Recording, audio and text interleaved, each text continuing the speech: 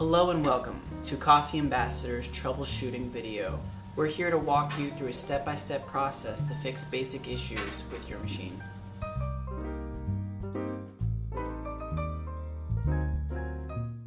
In this video, I'll be showing you how to do a tablet wash on the Dejong Duke. You'll open your door, you will place the large container underneath the spouts. You will then take the cleaning pills. You will take one cleaning pill and you'll place it in the brew chamber of the machine, and then you will then place your service key in its slot and press the weekly cleaning brew cycle. It will tell you the exact same thing I told you in case you forget, and you press the button and you do your wash. This will take about 5 to 10 minutes.